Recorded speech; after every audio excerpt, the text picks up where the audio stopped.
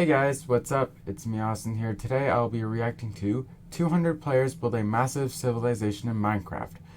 This video was actually suggested to me by one of the people who commented on one of my videos. So I'm here reacting to it now. And in this video, the link to it will be down in the description below. So if you want to support the original creator of this video, you can just follow that link and do that. Also, only a small percentage of people who watch my videos are actually subscribed. If you like my videos, please subscribe. It's free. You can always unsubscribe later if you want to. Enjoy the video. In an ultimate social experiment, 200 Minecraft players were randomly scattered across 4 massive islands, each its own civilization and its own unique biome. The players knew one thing only: if they die, they are dead forever. We had the Plains Island, the Desert Island, the Snow Island, and the Jungle Island.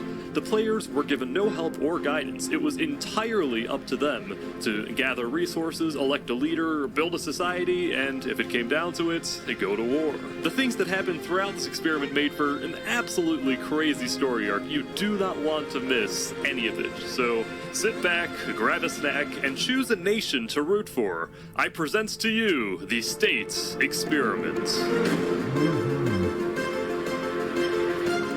Thank you to Magicum for the inspiration for this video. Also, if you enjoyed the video, feel free to give me an incentive to make more like it by subscribing to my channel. Yeah, I really like that he shout out Magicum. I believe he's the person who actually came up with the concept. But yeah, anyway. And liking this video. Day 1.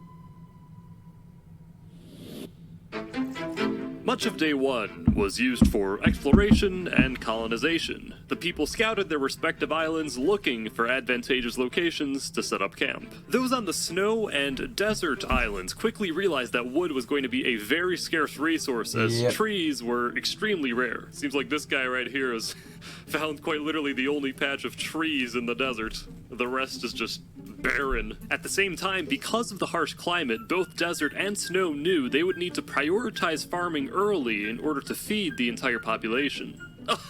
Look at this little farm they got going on here. They're starting This is part of the farming team. Yeah. Meanwhile, the Plains and Jungle states had no problem gathering both food and wood, and were thus able to advance their civilizations more quickly. Citizens of the Jungle Island had decided to meet up and set up their home at the volcano in the middle of the jungle. Yeah, like, speaking about advancing civilizations more quickly, that's why countries like the United States, Canada, even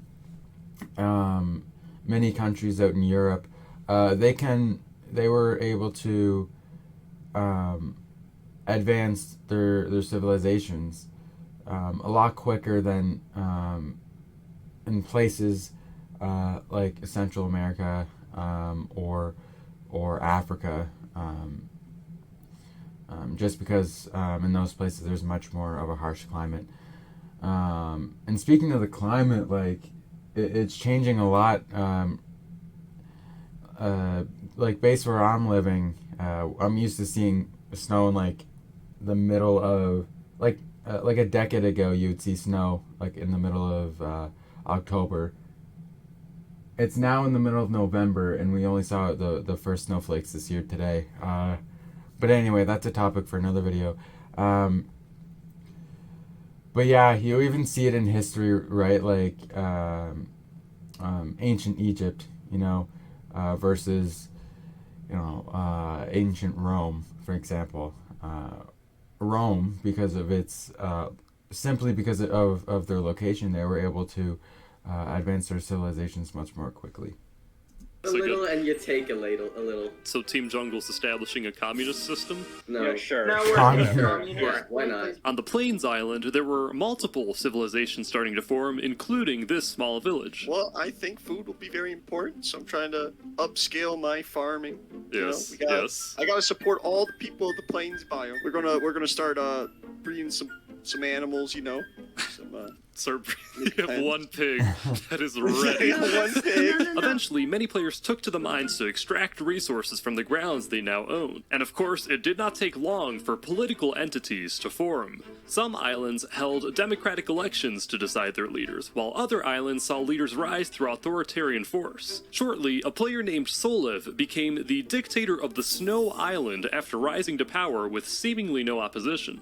We have a farming team, which is over the mountain over there setting up a farm. We have a wood team, as you can see, who has solved our lumber problem immediately. The desert state, meanwhile, had two coexisting factions. The first one labeled themselves the Sultanate, and they were ruled by the Great Sultan storming hell. The second faction called themselves the Amazon, and they were ruled by a group of leaders, the top Like the leader Amazon being desert? Zamta. This faction was composed mostly of people who had previously won a Mr. Beast gaming Amazon desert, what am I talking about? The Amazon is full of like trees and wildlife and everything. challenge, meaning these guys are both wealthy and skilled. I was thinking of the Accordingly, Sahara what the desert Desert. lacked in lumber, it made up for in minerals. We have That's about like, like what 32 diamonds. What? I was about to get Dav some sugarcane, so then we could get an enchantment table. Two people died during day one, both on the Snow Island. The first was an accidental death of a beloved Snow State member, Protato, who died by falling in a hole. A funeral was held to honor his short life. The second guy was killed due to an execution order issued by Solev because he, quote, built a monument to worship Cardi B. As a result, he was whopped out of existence. worship I Cardi hated B. saying those words. Anyway, that marked the end of day one. The server shut down, and the remaining players debriefed and made plans for the following morning. In day two, the people of the jungle state who lived in the volcano decided to have an election.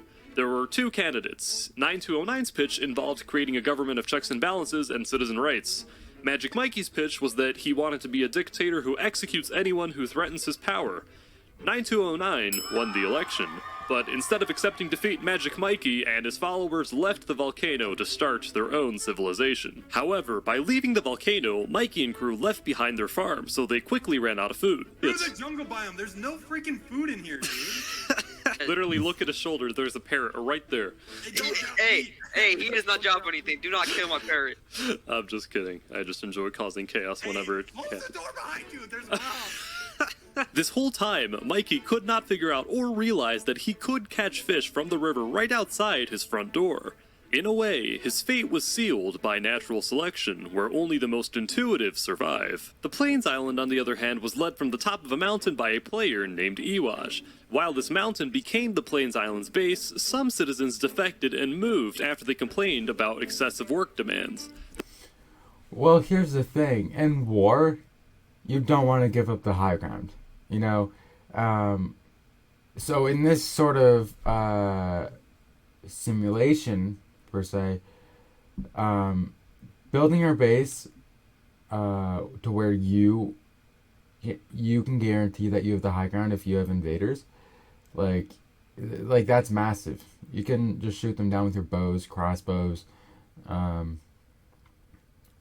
you know. So it's very, very important to have the high ground. If you give up the high ground, you're screwed. Right? If you let your opponents or whatever have the high ground, you're screwed. Right? So yes, like they may be working because of, or they might be leaving because of their work demands. However, they're not really thinking about the long game, I don't think, while doing that. The defectors gathered in the previously mentioned small village, which was now ruled by a player named Smilejump. Iwaj had previously threatened to kill Smilejump if he ever challenged his rule over the Plains States, and it did not help tensions when Iwaj himself came to the village and allegedly stole some of the food supply. This fact prompted a member of Smilechump's village to make this ominous statement about Iwaj. So you're saying you wouldn't care if he suddenly were to die? I would not care. It might be too late for even Dr. Phil to save this relationship. Meanwhile, the people of the Snow States continue to labor under the command of Solith, building up a mighty snow civilization with a developed tree plantation, farm, and a main base. Lastly, both of the factions in the desert seem to be thriving despite the difficult conditions of their dry environments. Also, while there were initially tensions between the Sultanate and the Amazon, they agreed to remain neutral and respect each other's territories. I spoke with the leader of the Sultanate. The other faction on this desert seems to be a very formidable opponent. The rules of Sabaron. Praise our Lord 3 times per day. Do not eat pig or execution. Anything against our Lord is punishable with lashings or jail. They have a jail? Meanwhile, at the Amazon, Zamta and the other Mr. Beast winners were expanding their land and developing economically so quickly that they started investing in commercial property, such as this flower shop. This is my flower shop. I'm gonna build like a little base over at the ocean and do like a little bridge, so everybody can like come and chill at my flower cafe. Then to wrap up day 2, on the Plains Island, this happened. Boat clutch time. That felt mildly preventable. With all relevant political entities formed, it's time to see now how they interact. The third day presented challenges for almost all of the civilizations. The Sultanate reported to have items randomly stolen, chests broken, and someone was also killing their cows. They suspected that a player named Guardian Nova was doing this, and they immediately threw him out of the Sultanate. For revenge, Guardian Nova kept coming back to cause further chaos, thus creating a general sense of unrest within the Sultanate. He's coming back, he's coming back. Something's about to go down. Uh-oh, uh-oh, uh-oh. He's killing their cow! What the heck? On the Snow Island, Solev was becoming incredibly wealthy and powerful. See, you guys got enchantments. Enchanted fishing rod. How rich are you? Don't worry about it. Just don't let them know. Don't let the other team, or don't let our underclass know at that, please. They work in the farms. Solev had just carried out another execution of a Snow member who allegedly murdered 2 other Snow State members. While this allegation turned out to be correct, some on the Snow State were becoming worried that Solev was becoming too powerful, like a tyrant. Finally, in the jungle, the Cold War between 9209's crew and Mikey's crew heated up very quickly. One of the volcano men was exploring the jungle herding 3 chickens. Mikey then killed those chickens. He defended his actions by saying, quote, "I was hungry." This prompted some conflict between the 2 factions, which became fatal when Mikey ordered his spy to murder one of 9209's citizens. What? Did I just witness a murder? Mikey then declared war on 9209 and planned an attack on the volcano so that he could finally become the ruler of the jungle state. The attack was to take place the next day. 9209 quickly gathered his people, and they decided that instead of fleeing, they would stay to defend the volcano. This set the stage for the jungle's civil war. The first war. Well, there's a lot of things that we have planned, but our biggest goal is going to make that dang volcano erupt where all those peasants live. Tried our absolute hardest to maintain the peace, and Mikey has tried his absolute hardest to do the exact opposite, so, you know, enough is enough, so we're just going to tell the soldiers it's now or never and try and kill every last one of them. War is never good for News of the impending nation. civil war had gotten out. This lone jungle merchant's legacy, while living in a peaceful, isolated In-game hutch, or seemed in to real know life. exactly what was about to happen. The 2 groups, they're about to go and duel it out, and whichever side wins is probably not going to be good for me, so I'm just glad to stay out here in isolation. Little did this lonely merchant know, Mikey and his crew had already set out to begin the revolution, and they were about to raid his home and destroy it completely. Fortunately, Legacy was able to fetch his parrots and escape just in time. Mikey continued his pilgrimage through the jungle, heading towards the volcano. 9209 and his men were gearing up, scanning the perimeters, not knowing where the attack would come from. Eventually, Mikey and his crew reached the edge of the volcano, and the attack began. Was it Looks like they're successful? sneaking up the volcano. Yep, here we go. First hits of the battle. This is it. Mikey's men are attacking nearly at the top of the volcano, but it looks like 9209's men now know where they are, and they're gathering at this one point. Mikey's men now retreating back down the volcano. That's Magic Mikey himself. He's getting some good hits on this guy. Did he die?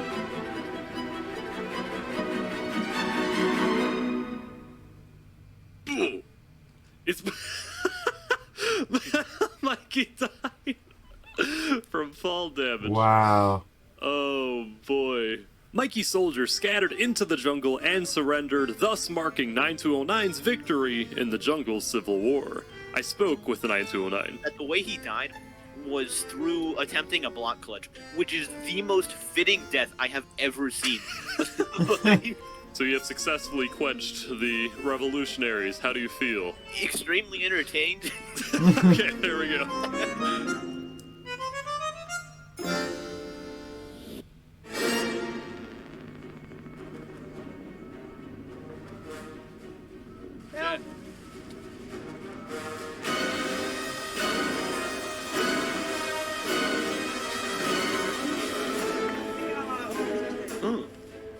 Oh my gosh! Major assassination just happened.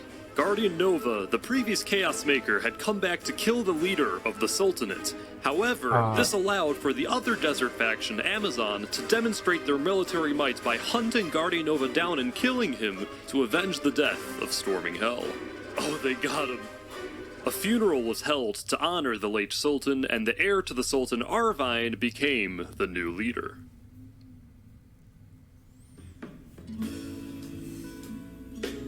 Yeah, that reminds me of like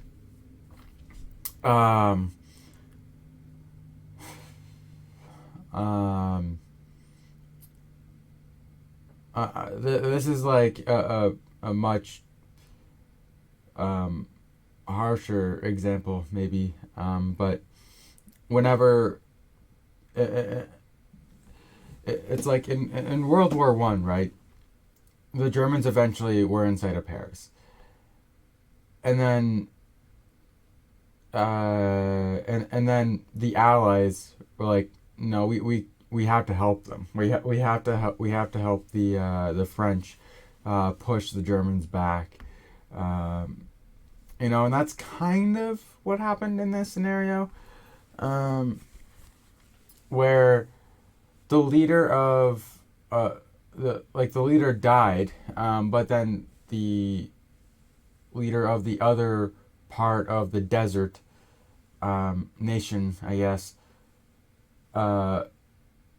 ordered to hunt down the person who assassinated the leader of the other nation. So in that way, I guess it is kind of similar. Sultan's death was a sudden and tragic one, but it was followed by several days of peace. The weakened Sultanate worked on repairing its nation and building from where it left off. The alliance between the Amazon and the Sultanate was stronger than ever, with new trade routes formed and communication lines opened. At the Amazon, Hope Bounty's flower shop was finally completed. Oh, you're already okay. Very good. Hello, I would like a tulip, please. We have pink, orange, red. How are there multiple tulips? Oh god, your bodyguards have arrived, they freaked me out. Celebrating its success, the Amazon then gathered for a group photo with Zamta in the lead and Guardian Nova's head in the back.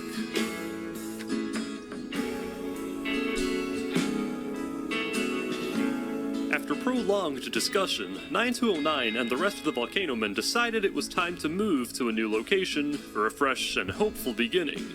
The fishing merchant of the jungle, Legacy, had now joined the rest of the jungle community and suggested that they could move to the place his home used to be. Everyone agreed. That day, they picked up their stuff, repaired Legacy's house, and built the jungle's new civilization in that very spot. Legacy, along with his parents, moved into his old home, but this time, he had many friends with him, and he lived in a thriving society. Meanwhile, on the Snow Island, Solev continued to rule with an iron fist, and his society was prospering. The Snow Civilization had built a holy temple to worship their god Boy Jedi, and to showcase the strength of their people. And of course, we cannot forget about the two Plains factions, Iwaj's Base and Smile Chump's Village. The village was now doing especially well with many new members and houses to accommodate them. Nice. At the end of day 7, the villagers gathered to celebrate their success. And I made this cake especially for everyone, so there you go. Yay, cake! Yay! I love the fact that no one cheered. That was pretty much on me, bro. A peaceful night came to a peaceful end.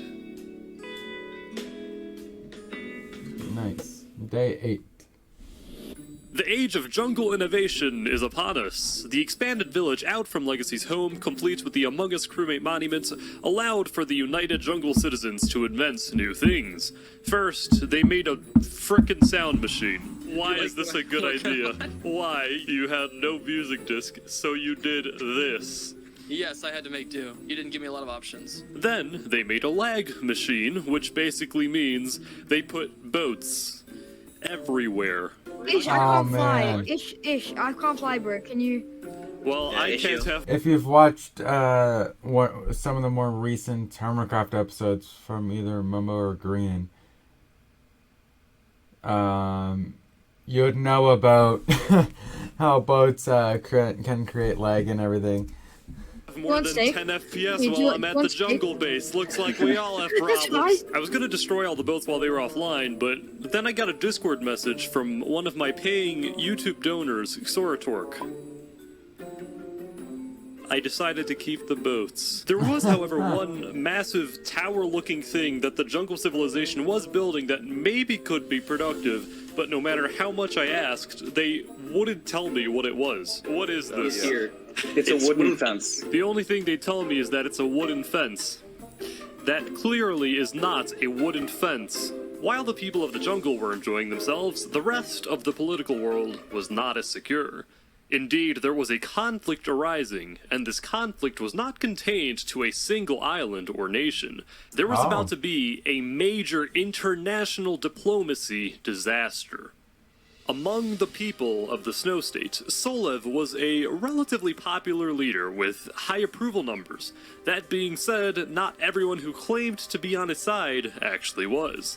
A player on the Snow Island named Kumazaki did not like Solev's rule over the Snow State, seeing him as a dangerous tyrant. Kumazaki was the geopolitical expert of the Snow Island, and he had devised a plan. The plan was to create a secret global alliance with all world leaders except for Solev. Then, with that leverage, Kumazaki would ask Solev to resign, and if he refused, Solev and his entire regime would be eliminated by the strength of the entire world's military power. After that, the alliance would stand and world peace would be achieved. Those who agreed to join this alliance included Zamta and the Amazon, Arvine and the Sultanates, and Iwaj with his plains base. Smilechump and his village chose not to join because they did not like Iwash, who they thought himself was a tyrant. The Jungle State didn't join because they already had a secret alliance with Solev and the Snow States, an alliance which ended up thwarting Kumazaki's entire plan. Solev was informed of this plan by the Jungle States, and he promptly executed Kumazaki for his conspiracy to overthrow the government. Wow. I've just been informed of a plot to overthrow my government and slaughter my people. A plot supported by the foreign warmongering states, created by one of my own members. As a result, that member is dead. For every action taken against me and my people, there will be a swift and righteous reaction. They've made their move. Now it's my turn.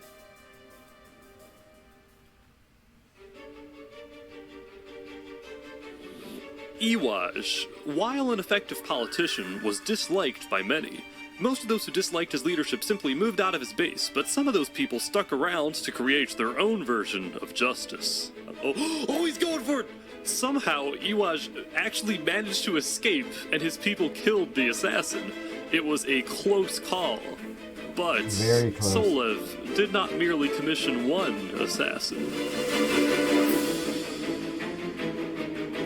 Hitori Cage, a spy for Smilechump's village, had succeeded in killing Iwaj. The assassination order came from both Smilechump and Solev, who are now in an alliance. Look at this, it looks like Iwaj's distraught people are planning to obliterate Smilechump's village now. Smilechump's village was minutes away from Iwaj's army invading to slaughter all of the inhabitants. The people frantically picked up their most valuable possessions and climbed down into the village's emergency bunker. Once every single resident was underground, the entrance was blocked off, and the villagers used an escape tunnel to exit the bunker and leave the Plains Island for good.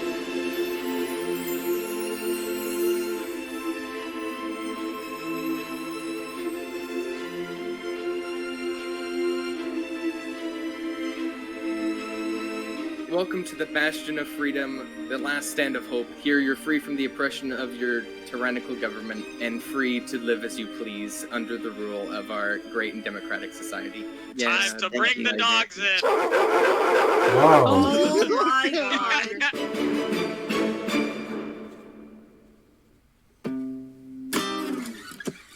Day 10. Oh no. This was the make or break day. Will there be negotiations for peace, or will the conflict escalate into a major war? It goes without saying that the desert leadership was unhappy with the Snow State for harboring the Plain State refugees, who they saw as traitors. After Smilechump's village was looted and burned to the ground, the new leader of the Plain State, Lord of Lightning, was almost immediately killed by another Plains member for, quotes, no reason whatsoever. There was chaos in the Plain States, and some Plains members took this as an opportunity to abandon the island and migrate to other states. One Plains member named Ron traveled to the desert island to become a member of the Amazon. The Amazon immigration officers conducted a background check and thoroughly vetted Ron to make sure he wasn't a threat. Ron, I'm protecting you. I am your immigration lawyer. Thank you. Oh, I have to go to court now? For security measures, we have to do this. No, it's okay. All my other team did was just yell at me. Or we all just, it was just pure chaos. So that's why you left? Uh-huh. This Plains member, my friend Fireball X3, was also on his way out. He had no idea I was watching him, and I just could not resist doing this. Oh my god, Alex. Alex? What are you doing? Trying to scare you. Yeah, it fucking worked. What did you do? Just shoot you? Puts on full diamond and gets in a boat and comes the other way down the river. Oh my god. Oh my god. You're such an... Now, what remained of the Plain States was a small group of highly skilled fighters led by a player named Kanuke. This group made up what was now the Plains Militia. In the jungle, the people continued to expand their village and build that massive tower. They also bonded over their new favorite activity, fishing, which not only strengthened their community spirits, but also improved the quality of life for all their people. It also diversified the diet of Legacy's parrots, who had only been eating seeds, a well-deserved treat for being alive since day one and having survived Magic Mikey's raid and the jungle's civil war. Wow. Legacy himself had become somewhat of a hero in the jungle when, in the previous day, he led an expedition into the Snow State to hunt down and kill a jungle trader. After this near-death expedition, Legacy hoped that he could finally retire and live the rest of his life peacefully with his parrots in the jungle village. On the international stage, the two major alliances became official. First, the United Sands, led by Zamta, which included both of the desert factions and the Plains Militia. On the other side of the world was the Solev Union, led by Solev, which included the Snow States, the Plains Refugees, and the Jungle State. Attempts at peace between the two were well-founded but quickly fell through due to rising tensions caused by a variety of transgressions from both sides. Let's see how On this day goes. 10, one member of the Plains Militia infiltrated the Snow State. Hitori Cage, the Plains refugee, killed the infiltrator in hopes to prove his allegiance to Solev. Afterward, Solev held a ceremony promoting Hitori Cage to a senior officer position in the Snow States. This ceremony was a direct insult to the desert factions who were already having a bad day after the leader of the Sultanate, Arvine, was caught in flagrante delicto with the town sheep. Arvine was exiled, and a player named Banju Buemos became the new Sultan. The people of the Snow State were delighted with their success, and even more delighted by the failures of the desert. But the United Sands was not happy. They were angry that Solev had thwarted their original plan for world peace, and that he was harboring the refugees who killed the Plains leader. In addition, two highly armored snow members then visited the desert island uninvited, which caused many on the desert island to worry that an attack was coming. Desert propagandists then started to echo this sentiment that Solev and his evil regime were going to obliterate the people of the desert. Upon hearing this, the leader of the United Sands, Zamta, called an emergency meeting with his top officials. He ordered that defenses be built and that the state provide armor and weapons to all desert citizens. To end the meeting, Zamta held a vote on launching a preemptive strike against the Snow State. The officials voted in the affirmative, and shortly, the United Sands declared war on the Solev Union. Day 11. It was time for the Great World War. The United Sands prepared for its attack. The war plan was simple. Surround the Snow Island, approach the center, and kill Solev to rid the world of tyranny and achieve world peace. Yeah, thank God that wars in Minecraft have no major consequences in real life. For whatever happens in real life, that is.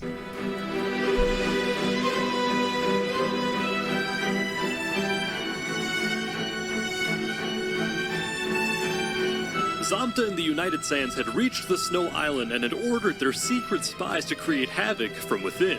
This was incredibly effective. Solev's military forces were dispersed, which allowed for an easy infiltration.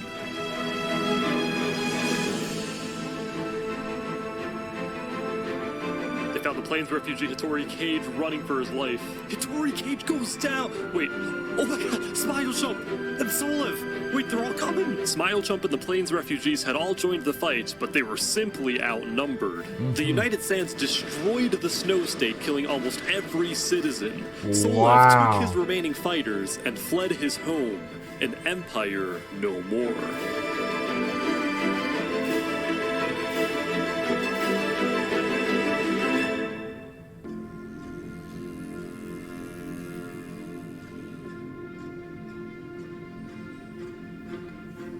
The leader of the Jungle State, 9209, declared a full lockdown and ordered that Solev, now a refugee, be let in. Upon arrival, Legacy was the one to greet Solev and lead him to the place where the rest of the jungle was hiding. That place, which had been under construction for many days, was now complete. It was the wooden fence.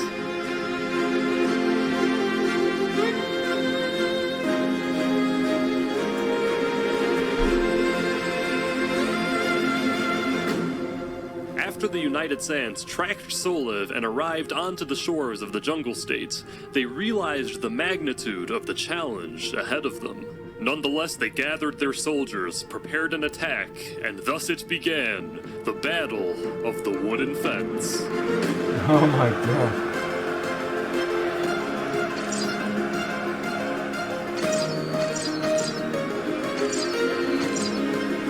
Well, whoever has the high ground has the advantage, so...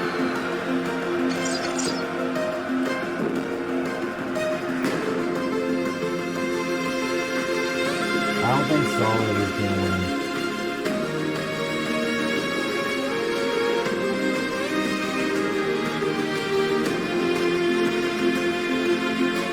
Wait, what?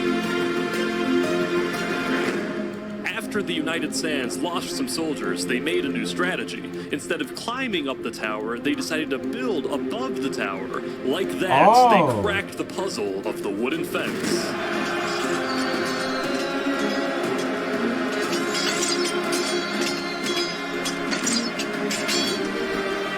Okay.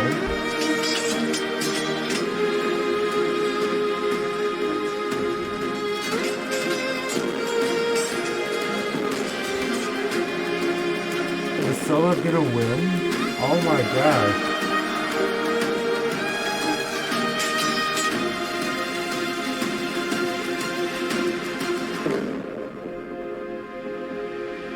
Solev, 9209, and most of their fighters were dead. The remaining snow and jungle soldiers fled the tower and dispersed throughout the jungle. The United Sands had defeated the Solev Union. This was the end of the Great World War.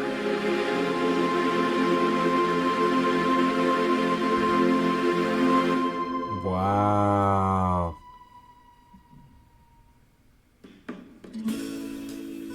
The people of the United Sands returned home to celebrate their victory. They worked together to expand their towns and construct some pretty impressive buildings, including Hope's Flower Shop, which had become a very profitable business. The Amazon, the Sultanates, and the Plains Militia had finally achieved their long-desired world peace. Meanwhile, the snow island was entirely empty except for the occasional visitor. One day, a graveyard honoring all the fallen snow citizens mysteriously appeared in the middle of the abandoned snow island. Nobody knows who built it, but the United Sans leadership decided to let it stay. Eventually, many of the former snow and jungle citizens met up and created a secret jungle enclosure where they could all peacefully live. They grieved over the friends they lost in the Great War, but at least they were able to keep each other company. Right next to the new hidden enclosure was the house of a lone jungle merchant who had barely managed to escape the battle of the wooden fence. But he did escape, along with his parents. The longtime companions fished together for as long as they could before the sun went down.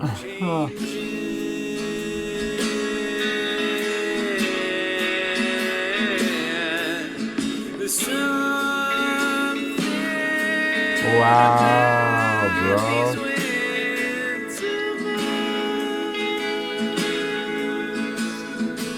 And then credits like if it was an actual movie. Like this is pretty cool.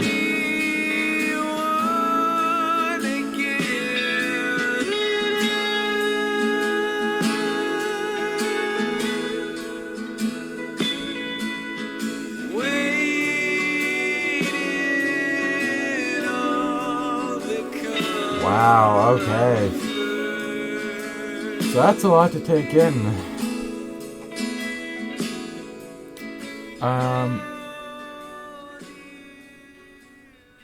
Overall, that's a good video.